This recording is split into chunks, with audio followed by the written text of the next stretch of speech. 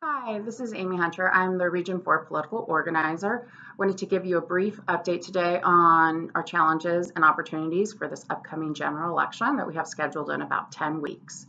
So we were successful in our efforts during the primary to get both Gavin Newsom and Tony Thurmond, who's running for superintendent of public instruction, through to the general election. So we will build on those to try and make sure they were both successful on election day in November, as well as mobilizing our members to turn out and support them. And we did several types of member communication, including identifying them and who they supported in the primary. We'll transition to a different method of informing our members about the priority races. In fact, we have something really great to build on, which was the fact that our members turned out at a 10% higher rate than the general electorate. So hopefully we can grow this during the general election and have them turn out at an even higher rate than the electorate. Last week, the CTA Board of Directors approved the 2018 campaign plan. What they have focused on within that plan includes engaging our members in traditional worksite meetings, one-on-one conversations. Essentially, we want to build on the member engagement work our chapters have been diligently focusing on in the past year or two, and particularly in this post-Janus world. So instead of identifying our member support for our priority candidates one-on-one and tracking those identifications and PDI or another type of system, we're asking chapters to do member engagement projects that they're currently doing, supplement them in the same manner, but have worksite conversations and report those conversations. So the tracking will be of where worksite conversations were held and potentially what type of conversations. So was there a lunch? Was there a general membership meeting? Was there a rep council meeting where information was shared? Was there 10-minute meetings scheduled at some worksite? So we will be focusing on those types of communications in the next 10 weeks. One of our biggest responsibilities throughout the general election cycle is to inform our members of our priority candidates and our recommendations throughout the state.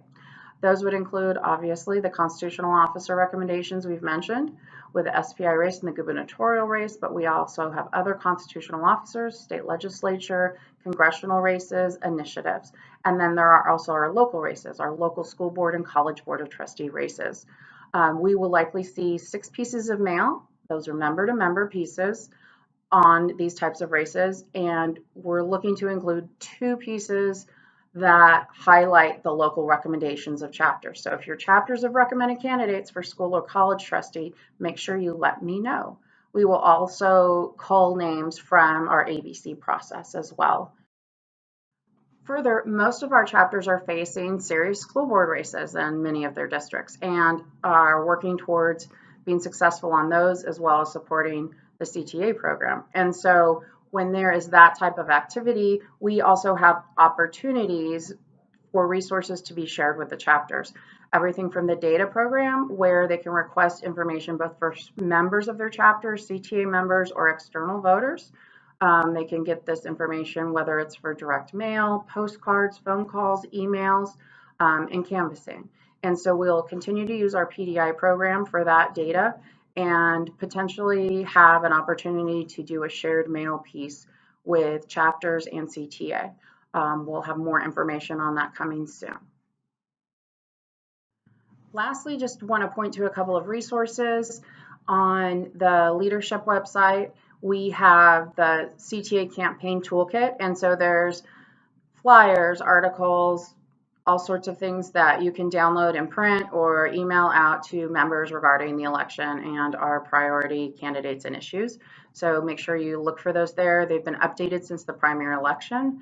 Further, want to highlight the fact that there are FPPC deadlines coming for chapters that are actively involved in local board races. So their PACs need to understand that they're currently in the window of 24-hour reporting if they are making contributions or receiving income that's $1,000 or more. They need to report that within 24 hours, as well as be mindful of 2 deadlines approaching both in September and October of pre-election statements that need to be filed. All of that information and some other priority dates are included on a document being distributed at the all staff meeting. Further, we have information about how to gain that data that we talked about, request it.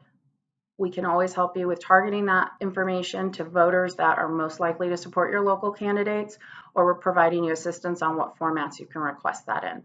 Lastly, if you need any assistance with any of these materials, information, guidance, we'll be sending lots of it out electronically soon.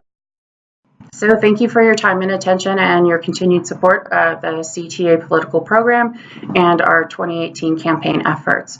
If you need any further assistance, please contact me, Amy Hunter, or Alice Correa at the Norco office for any additional information, documents, support. We're there to help you. So good luck and thank you so much.